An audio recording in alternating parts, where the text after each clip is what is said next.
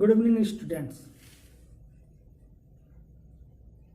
बहुत दिनों के बाद पढ़ाने का अवसर ब्लैक बोर्ड पर मिल रहा है। फिलहाल आज इस ब्लैक बोर्ड का हम प्रयोग बहुत कम करेंगे। आज आपको हम वियोजन अपक्रिया के बारे में बताएंगे।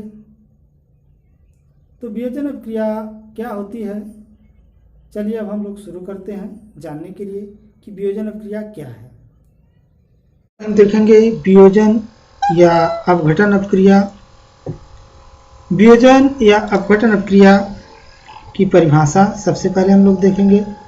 ऐसी अपक्रिया जिसके अंतर्गत किसी भी यौगिक के एक बड़े अणु के टूटने से दो या दो से अधिक छोटे छोटे सरल यौगिक अणु का निर्माण होता है, ऐसी अपक्रिया को वियोजन या अपघटन अपक्रिया कहा जाता है।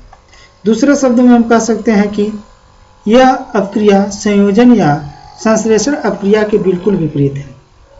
इस अपक्रिया के परिणाम स्वरूप बने नए पदार्थ या तत्व या यौगिक हो सकते हैं।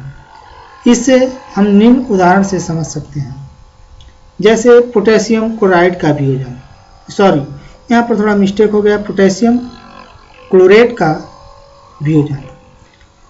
Potassium chlorate 2KClO3 gives 2KCl plus 3O2। अर्थात पोटेशियम क्लोरेट को जब गर्म किया जाता है तो पोटेशियम क्लोराइड और ऑक्सीजन में टूट जाता है। तो ये पोटेशियम क्लोरेट है, गर्म करने पर यह पोटेशियम क्लोराइड और ऑक्सीजन में टूट जाता है। तो यहाँ पर हम क्या देख रहे हैं कि एक पदार्थ अपघटित होकर दो या दो से अधिक पदार्थ दिया। फिलहाल यहाँ पर दो पदार्थ हैं। अगर हम यहाँ पर लेते हैं फेरस सल्फेट का वियोजन। फेरस सल्फेट एक हल्के भूरे रंग का ठोस पदार्थ है, क्रिस्टलीय पदार्थ है। इसमें 7 अणु जल के होते हैं, यह क्रिस्टलन जल के अणु है, इसके कारण इसका हल्का हरा रंग होता है। जब इसको गर्म किया जाता है तो यह यहाँ पर 4 छूट गया है, ध्यान देंगे FeSO4 रहेगा। तो यह बन जाता है फेरस सल्फेट और H2O निकल जाता है तो यह निर्जल हो जाता है। तो ये एक यौगिक है फेरस सल्फेट, क्रिस्टलीय है, जो हल्के भूरे रंग का होता है, हल्के हरे भूरे रंग का, और यह निर्जल हो जाता है फेरस सल्फेट। फिर उसको अधिक ताप पर जब हम गर्म करते हैं तो यह निर्जल फेरस सल्फेट या हम कह सकते हैं टूट जाता है फेरिक ऑक्साइड में और सल्फर डाइऑक्साइड और सल्फर ट्राई ऑक्साइड में। तो यहाँ पर भी देखें फेरस सल्फेट, निर्जल फेरस सल्फेट जो 3 नए पदार्थों में टूट गया। तो इस प्रकार क्या हुआ, फेरस सल्फेट का वियोजन हो गया। वियोजन का मतलब टूटना, दो या दो से अधिक भागों में। अगला एग्जाम्पल हम लेते हैं वियोजन अपक्रिया का कुछ और। कैल्शियम कार्बोनेट का अपघटन, वियोजन या अपघटन अपक्रिया। तो कैल्शियम कार्बोनेट का अपघटन, यहाँ अपघटन और वियोजन दोनों एक ही शब्द हैं। तो अपघटन यहाँ पर देखें कैसे होता है। कैल्शियम कार्बोनेट जो है कैल्शियम ऑक्साइड और कार्बन डाइऑक्साइड में टूट जाता है। यहाँ यह एक पदार्थ है जो गर्म करने पर दो नए पदार्थ का निर्माण किया, यह वियोजन अपक्रिया ही कहलाएगा। तो कैल्शियम कार्बोनेट कैल्शियम ऑक्साइड और कार्बन डाइऑक्साइड में परिवर्तित हो जाता है। अगला एग्जाम्पल लेते हैं सोडियम क्लोराइड के द्रवित घोल का विद्युत अपघटन। वियोजन और अपघटन अपक्रिया कई कंडीशन में होते हैं। तो अब हम लोग विद्युत अपघटन या विद्युत वियोजन के माध्यम से समझेंगे कि यह कैसे होता है। यदि हम नमक को जल में घोलकर उसमें 2 इलेक्ट्रोड लगाकर विद्युत धारा प्रवाहित करें तो कैथोड पर सोडियम और एनोड पर क्लोरीन मुक्त होती है। तो इस प्रकार नमक 2 तत्वों में टूट गया।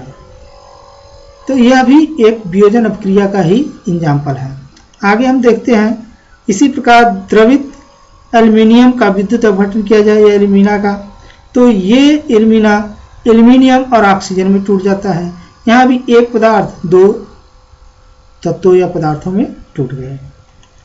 इसी प्रकार जल का भी विद्युत अपघटन किया जाए। जल का विद्युत अपघटन करने के लिए जल में कुछ बूंद अम्ल मिलाकर उसमें 2 इलेक्ट्रोड लगाकर हम विद्युत धारा प्रवाहित करते हैं तो कैथोड पर हाइड्रोजन और एनोड पर ऑक्सीजन मुक्त होता है। तो ये जल का विद्युत अपघटन हो गया। यह भी एक वियोजन अपक्रिया का ही एग्जाम्पल होगा। वियोजन अपक्रिया में कई कंडीशन होते हैं, तो उसमें एक अपक्रिया है जो प्रकाश की उपस्थिति में 2 या 2 से अधिक भागों में टूटता है। तो इस प्रकार की अपक्रिया जहाँ प्रकाश उपस्थित होता है, प्रकाशिकी अपघटन या वियोजन कहलाता है। जैसे हाइड्रोजन ब्रोमाइड हाइड्रोजन और ब्रोमीन में टूट जाता है। इसी प्रकार सिल्वर क्लोराइड प्रकाश की उपस्थिति में सिल्वर और क्लोरीन में वियोजित हो जाता है। सिल्वर आयोडाइड भी इसी प्रकार सिल्वर और आयोडीन में वियोजित हो जाता है। सिल्वर ब्रोमाइड भी इसी प्रकार सिल्वर और ब्रोमीन में वियोजित हो जाता है। तो ये सभी आप लोग अभी तक देखे हैं कि ये सब वियोजन अपक्रियाएं हैं जिसमें एक पदार्थ 2 या 2 से अधिक पदार्थों में टूट जाता है। तो हम यही चाहेंगे कि आप लोग इस वीडियो को अच्छी तरह से देखें और समझें कि वियोजन अपक्रिया क्या होती है। आगे की अपक्रिया कल हम पोस्ट करेंगे। धन्यवाद।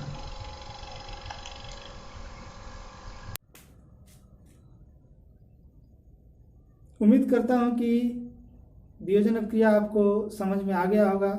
अगर जहां भी आपको कोई दिक्कत हो, न समझ में आया हो, तो हमारे व्हाट्सएप नंबर पर आप अपनी प्रॉब्लम को सेंड करें।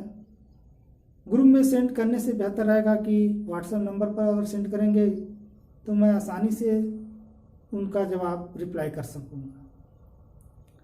और वीडियो अच्छी तरह से देखने के लिए जो लिंक हम देंगे आप उस पर देखेंगे तो आपको वीडियो पूरे बेस्ट क्वालिटी का मिलेगा। अन्यथा अधिक MB होने के कारण इस पर वीडियो अपलोड नहीं हो पा रहा है, तो उसको रिसाइज करने में पिक्चर क्वालिटी थोड़ी कम हो जा रही है। धन्यवाद, कल मिलते हैं।